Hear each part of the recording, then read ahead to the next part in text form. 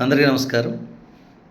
నేను 2013లో విడుదల చేసిన నా కొత్త నెత్తూరు పోయట్రీ బుక్కు.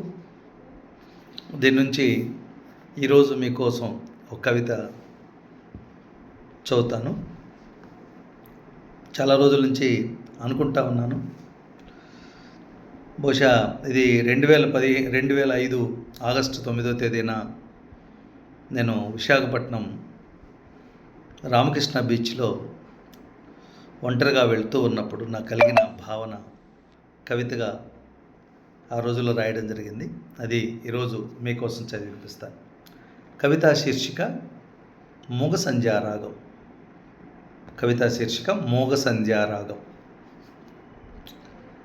నింగి నేల కలిసిన శూన్యంలో హాహాకారాలు నింగి నేల కలిసిన శూన్యంలో హాహాకారాలు వినిపిస్తున్నాయి.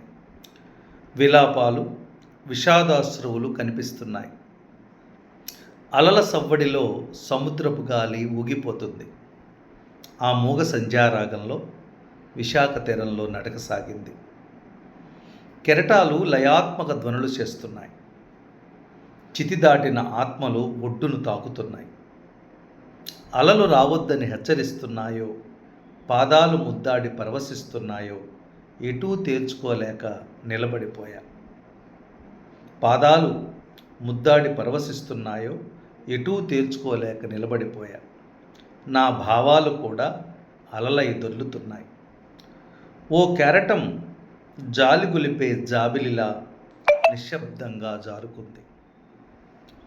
మరో అల ప్రేమగా ఒడ్డును ఓదారుస్తుంది. ఇక్కడ ఒక్కొక్క దుడుకు కెరటం బాధల గ్రంథాలను విప్పుతుంది.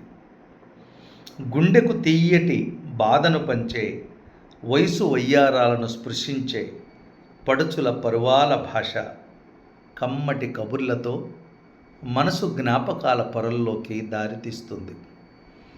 ఎన్నో కపట ప్రణయ ప్రమాణాలకు ఇక్కడ ఇసుక తివాచీలు వేదికలయ్యాయి. ఒడ్డు చేరే కొన్ని విషాద అలలను అడిగితే ప్రేమ కథల వెదలే కాదు, శవాల లెక్కలు కూడా చెబుతాయి.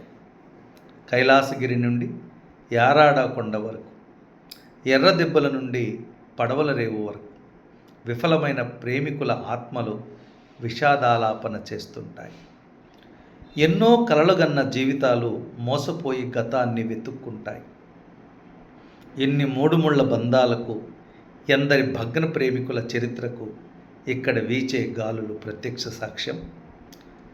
అనుభూతుల్ని అలంకరించుకొని జవాబు దొరకని ఎన్నో ప్రశ్నలు మనసులో శేషంగా మిగిలిపోయిన గమ్యం వైపు నా పాదాలు కదిలిపోయాయి. సెలవు.